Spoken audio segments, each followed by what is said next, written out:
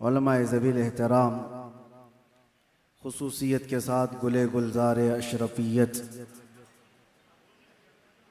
हाज़रीन अहले सुन्नत व जमात, अस्सलामु अलैकुम व रहमतुल्लाहि व बरकातुहू। अल्हम्दुलिल्लाह अल्हम्दुलिल्लाहिल हन्नानिल मन्नान अल्लज़ी खलक़ल इंसान व अल्लमहुल बयान, वस्सलातु वस्सलामु अला रसूलिही सय्यिदिल इंसी वल जान व अला आलिही व अस्हाबिही ज़विल खैरि वल इहसान, अम्मा बअद। फ़अऊज़ु बिल्लाहि मिनश शैतानिर रजीम, बिस्मिल्लाहिर रहमानिर रहीम। लक़द जाअकुम रसूलुम मिन अनफुसिकुम अज़ीज़ुन अलैहि मा अनित्तुम हरीसुन अलैकुम बिल मुमिनीना रऊफ़ुर रहीम। क़ाल अल्लाहु तआला इन्नल्लाहा व मलाइकतहु युसल्लूना अलन नबी या अय्युहल्लज़ीना आमनू सल्लू अलैहि व सल्लिमू तस्लीमा। अल्लाहुम्मा सल्लि व सल्लिम अला सय्यिदिना मुहम्मदिन तनहल्लु बिहिल उक़द व तनफ़रिजु बिहिल कुरब व तुक़दा बिहिल हवाइज व तुनालु बिहिर रग़ाइब व हुस्नुल ख़वातिम व युस्तस्क़ल ग़मामु बिवजहिहिल करीम व अला आलिहि व सहबिहि फ़ी कुल्लि लम्हतिन व नफ़सिन बिअददि कुल्लि मालूमिन लक। सदक़ल्लाहु मौलानल अज़ीम। इसका इको बंद कर दो, इको बंद कर दो। अज़ीज़ान गिरामी, हाज़रीन महफ़िल मीलाद मुस्तफ़ा,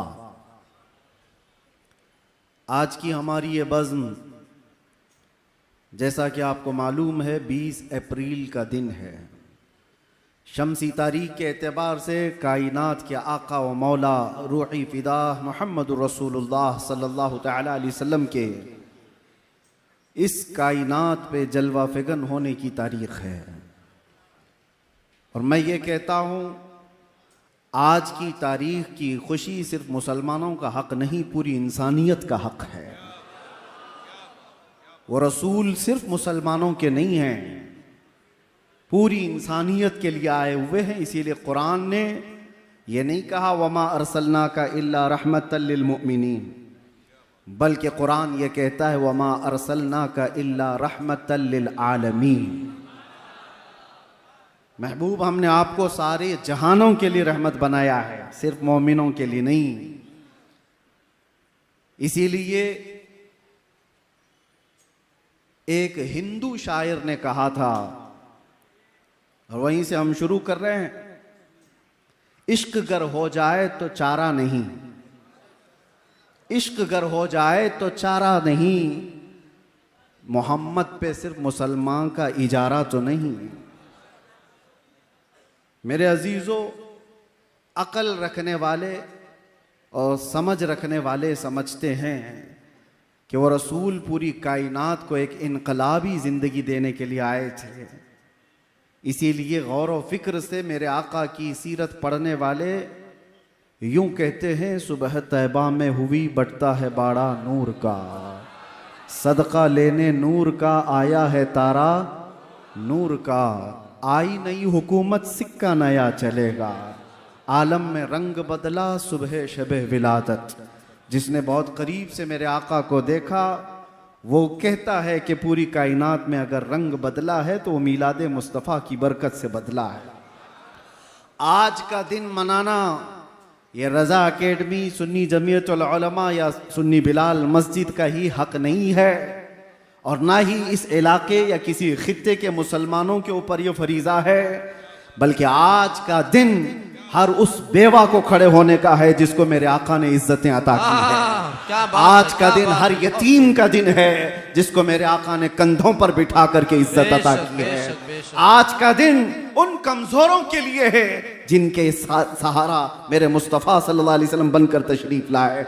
आज का दिन बूढ़ों का है, आज का दिन बेवाओं का है, आज का दिन फकीरों का है, आज का दिन पूरी कायनात की उन बच्चियों का है जिनको पैदा होते ही जिंदा दरगोर किया जाता था। औरतों की इज्जत देने वाला रसूल आज के दिन आया है।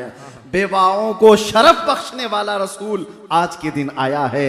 जिनको लोग अपनी महफिलों में नहीं बिठाते थे, उनके साथ मेरे आका ने महफिलें सजा करके, इज्जतें दे करके दुनिया को बताया था कि कायनात में सिर्फ तुम आदम की औलाद हो, न किसी गोरे को काले पर फजीलत है, न किसी गोरे को काले पर और न किसी अरबी को अजमी पर, किसी को किसी पर फजीलत नहीं।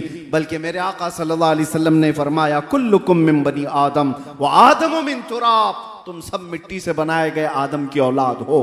पूरी कायनात को यकसा बनाने वाला, इक्विलिटी का हकीकत में दर्स देने वाला वो रसूल आज के दिन तशरीफ लाया है। आज पूरी कायनात को चाहिए था कि उस रसूल पाक सल्लल्लाहु तआला अलैहि वसल्लम का वो दिन मनाते। ये तासुब की निगाहें, ये तासुब के चश्मे जिन्होंने पहने, वो हुजूर से दुश्मनी करने लग गए। वरना हकीकत तो ये है मेरे अजीजों, गैर मुस्लिमों ने भी जब पढ़ा है, अंग्रेज मुअर्रिख है, उसने लिखा है पूरी कायनात में इंसान को इंसानियत क्या है पता चली है तो ये 20 अप्रैल के बाद पता चली है। ये हमने नहीं कहा, अंग्रेजों की लिखी हुई तारीख है। उस रसूल पाक सल्लल्लाहु तआला अलैहि वसल्लम के आने के बाद एक दो मैदान में नहीं, दुनिया के हर मैदान में इनकलाब आया। आज हम किसी रेवोल्यूशन को देख करके, इनकलाब को देखकर किसी एक शख्सियत को याद करते हैं। मिसाल के तौर पर यहाँ हिंदुस्तान में बहुत सारी शख्सियतें पहचानी जाती हैं। तहरीक आज़ादी को लेकर के जिन शख्सियतों को हम याद करते हैं, उनका मैदान है आज़ादी की तहरीक चलाना, हिंदुस्तान को अंग्रेजों से आज़ाद कराना। उनकी शख्सियतें मशहूर हैं, सब जानते हैं। वो हिंदुओं में भी है, मुसलमानों में भी है, क्रिश्चियनों में भी है। तो वो तहरीक आज़ादी उनका एक मैदान था, उसके वो इनकलाबी थे। कुछ वो लोग हैं जो जिहालत से निकाल करके इल्म के मैदान में एक इनकलाब लाने की कोशिश करते रहे। कुछ वो हैं जो बादशाहत को खत्म करके डेमोक्रेसी को लाना चाहते थे, जमहूरियत को, वो उनकी इनकलाबी शख्सियत है। कुछ वो हैं जो कम्युनिज्म को लाए। दुनिया का एक एक मैदान है जिसमें उन्होंने इनकलाब लाया। ये सिर्फ कायनात में तने तनहा मोहम्मदुर रसूलुल्लाह की जात है जो पैदा होने से लेकर कब्र में जाने तक इंसान की हर जरूरत में इनकलाब लाकर दिखाया। जब मेरे आका मदीने में तशरीफ लाए थे तो सिर्फ 6 लोगों को लिखना आता था, सिर्फ 6 लोग कलम पकड़ना जानते थे। 10 साल के बाद जब मेरे आका दुनिया से तशरीफ ले जा रहे थे तो 80,000 लोगों को लिखना आ चुका था। इल्म का इनकलाब इस दुनिया में इससे बड़ा कौन लाया है? मेरे अजीजों, एक सहाबी हैं, इनकलाब की बात आई है तो कहते या रसूल अल्लाह सल्लल्लाहु तआला अलैहि वसल्लम, ज़माने जाहिलियत की हमारी 2 चीज़ें ऐसी हैं जिसको याद करके हमें हंसी भी आती है और रोना भी आता है। कुछ बातें ऐसी हैं जिनको याद कर हम हंसते हैं, कुछ बातें ऐसी हैं जिनको याद कर हम रोते हैं।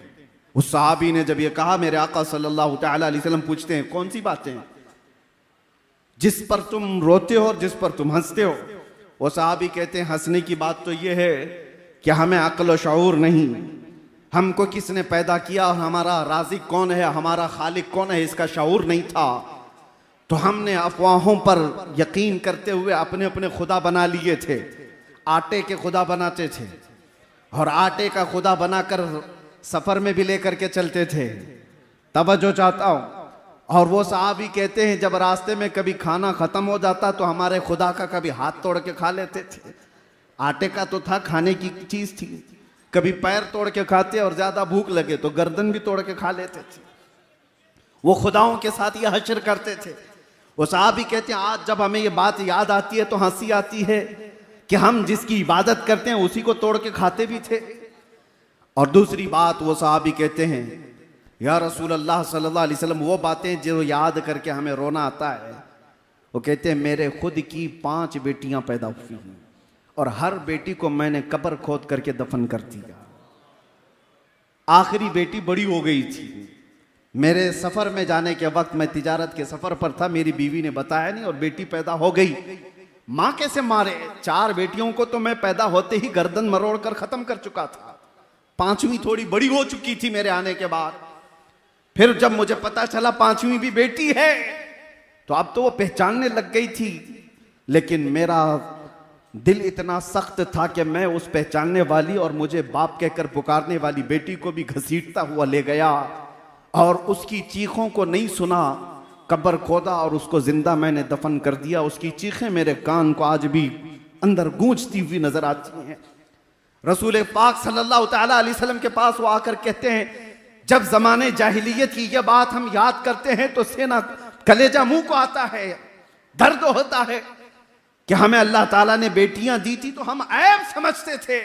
किसी के घर में बेटी पैदा हो जाना यह ऐब था। या रसूल अल्लाह, आप जो तशरीफ लाए, आप जो तशरीफ लाए, मिंबर पर खड़े होकर मेरे मुस्तफा ने फरमाया जिसकी एक बेटी हो और वो उसे हुस्न अदब देकर सही जगह शादी कर दे, मेरे आका फरमाते मैं उसका हाथ पकड़ करके जन्नत में ले जाऊंगा। दुनिया वालों, आज भी सुनो, जो नाक भौं सकेड़ते हैं, आज भी बेटियों के पैदा होने पर आज भी अज़मत मुस्तफ़ा सल्लल्लाहु तआला अलैहि वसल्लम, एक बार पढ़ो तो समझ में आ जाए। हम हिंदुस्तान में रहते हैं, आपको पता है यहां पर कानूनी जुर्म है किसी के भी हमल के अंदर कोई चीज डॉक्टर बता दे।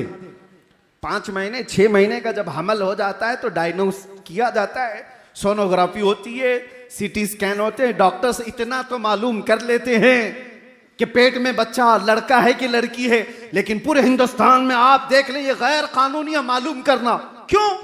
इसकी वजह क्या है? हमने तो हमारे कुछ साथियों से पूछा इंग्लैंड वगैरह में, कहा कि वहां तो डॉक्टर्स बता देते हैं कि बच्चे के आने की तैयारी कर लें। कहा हमारे यहां तो बहुत बड़ा जुर्म है, हॉस्पिटल्स में लिखा हुआ होगा कि अगर पूछ भी ले तो उस पर कानूनी जुर्म का मुकदमा दायर हो सकता है, उस पर फाइन है कि पेट में क्या है। मैंने मालूम किया तो पता चला आज भी यहां पर हामिला औरतें जाकर डॉक्टर से पूछती हैं, अगर डॉक्टर ने बता दिया बेटी है तो वो हमल को गिराने की बात करती है। आज भी ये इस तरक्की याफ्ता दौर में जब ये बातें हैं, कानून क्यों है आज कि हमल के अंदर जो चीज मौजूद है पेट के अंदर बताना गैर कानूनी क्यों है? इसलिए कि आज भी वो मानसिकता के लोग मौजूद हैं जो पेट में बच्ची को पाते ही 5 महीने और 6 महीने का हमल अबॉर्शन करा दिया जाता है, गिरा दिया जाता है। और आज से 1400 साल पहले इस नहुसत को मेरे आका ने कदमों से रौन दिया था। और एक नहीं, आपको यह भी मैं बताऊं, रसूल करीम सल्लल्लाहु तआला अलैहि वसल्लम के लिए एक बड़े दानिश्वर ने क्या खूब कहा, हुजूर बेटों के भी बाप हैं, हुजूर बेटों के भी बाप हैं, लेकिन बेटियों के बाप रहना सुन्नत, बेटों का बाप होना सुन्नत। होना और रहने में फर्क है। हुजूर बेटों के बाप तो हुए, लेकिन सारे 3 बेटे मेरे आका के पैदा हुए और बचपन में इंतकाल कर गए, लेकिन बेटियां 4 हुई और चारों जवान हुई और चारों जवान शादियां भी हुई। तो हुजूर की सुन्नत यह बताई गई, बेटियों का बाप रहना सुन्नत। मेरे आका सल्लल्लाहु तआला अलैहि वसल्लम ने दुनिया को यह मिजाज दिया जिसको तुम गला घोंट करके दफन कर दिया करते थे, यह हकीकत में बेटियां तुम्हारे लिए अजाब नहीं है। एक बार मेरे आका किसी जगह से गुजर रहे थे, एक सहाबी कहते हैं रात का वक्त था, एक घर पर बहुत तेज रोशनी आसमान से उतरती दिख रही थी। वो रोशनी है जो साहब बसीरत देखते हो। आसमान से किसी खास घर पर ही नूर का उतरना, रोशनी का आना देखा जा रहा था। उस सहाबी ने कहा, या रसूल अल्लाह सल्लल्लाहु अलैहि वसल्लम, इस एक घर पर ये रोशनी का मंजर कैसा दिखता है? मेरे आका ने क्या फरमाया, जाओ उस घर वालों से मालूम करना, 2 में से कोई एक चीज होगी उस घर के अंदर, 2 में से एक चीज होगी, या तो किसी यतीम बच्चे की परवरिश हो रही होगी या आज ही उनके घर में बेटी की पैदाइश हुई होगी। साहबी कहते जाकर मालूम किए तो उनके घर में बेटी की विलादत हुई थी। ये रहमत आलम सल्लल्लाहु तआला अलैहि वसल्लम ने बताया। आज हिंदुस्तान में मैं फख्र के साथ कहता हूं, हम उस रसूल के शहदाई हैं जिसने औरतों को वो बुलंद मकाम दिया। 1400 साल के बाद भी तुम नाक रगड़ करके भी अपनी बहनों को उस मकाम तक नहीं पहुंचा सकते। आज के जमाने में फिर मैं कहता हूं, ये कुत्ते हैं जो औरतों की इज्जत की बात करते हैं। कोई अपनी बहन को आज इज्जत देने वाला नहीं। ये वो तरक्की याफ्ता दुनिया है जहां आज भी एप्स्टीन फाइल खोले जा रहे हैं। औरतों की इज्जत पर डाका डालने वाले अगर औरतों की इज्जत की बात करें तो ये शर्म की बात है। ये ऐसी शैतान है जो फजर की नमाज की बात कर रहे हैं। इनके मुंह से औरतों की इज्जत अच्छी नहीं लगती है ही नहीं। रियल में जो इज्जतें दी हैं मेरे आका ने दी हैं। और शादी भी मेरे आका ने फरमाई तो सबसे पहले 25 साल की उम्र में 40 साला बेवा खदीजतुल कुबरा से निकाह फरमाया। जब औरतों को बेवा होना भी एक अपशगुन कहला जाता था, आज भी है। आज भी हम तो बहुत बदल चुके, लेकिन यहां तो सती की रस्म भी थी। हिंदुस्तान में सती की रस्म भी हुआ करती थी। शोहर अगर मर जाए तो औरत को साथ में जला दिया जाता था, उसको जीने का हक नहीं था। थोड़ा अपग्रेड हुआ जमाना तो फिर यह कहा गया कि चलो उसको जलाया नहीं जाएगा, जंगलों में छोड़ दिया जाए। अब और अपग्रेड हुआ तो इतना कह दिया गया कि ठीक है, बनाओ संगार सब निकाल दिया जाए, किसी एक खास जगह में उसको रख दिया जाए। विधवा को कहीं अच्छी महफिलों में आने ना दिया जाए। कोई भी महफिल में आएगी तो अपशगुन है, काम बुरे हो जाएंगे। ये दुनिया का तस्वुर था। औरत का बेवा होना क्या उसके हाथ में है? क्या वो अपने इख्तियार से बेवा बनी है? किसी का शौहर कभी भी मर सकता है, उसका उसमें क्या कसूर है? लेकिन जिंदगी भर वो ये ऐब सहती रहती थी। आज भी बहुत सारी जगहों पर उनको मुआशरे से अलग किया जाता है, मगर मेरे मुस्तफ़ा सल्लल्लाहु अलैहि वसल्लम ने एक नहीं 9 बीवियां ऐसी निकाह फरमाई जो बेवा थी या मुतल्लका थी। मेरे आका सल्लल्लाहु ताला अलैहि वसल्लम ने ये जो इज्जत अता फरमाई, औरतों की बात मैं कर रहा हूं, ये तो एक हिस्सा है। आज के दिन किस किस मैदान पर हम गुफ्तगू करें, कहां कहां इज्जतें दी गई। औरतों की इज्जत पर बात इसलिए कर रहा हूं कि आज जरूरत है। हमारा वो दीन नहीं जहां पर 12 साल की बच्ची को बलात्कार करने वाला भी हुकूमत के तख्त पर बैठ करके मजे ले रहा हो।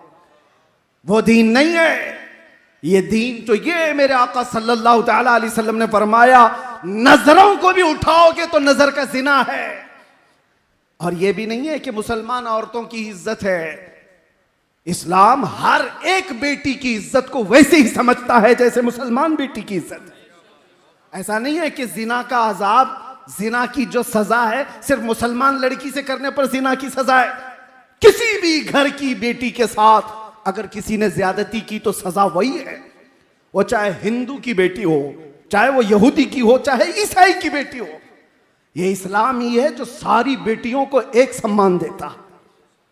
यहां पर तफरीक नहीं है, इज्जतों की बात आए और मुसावात का दर्स देने वाला वो रसूल आज के दिन तशरीफ लाया है।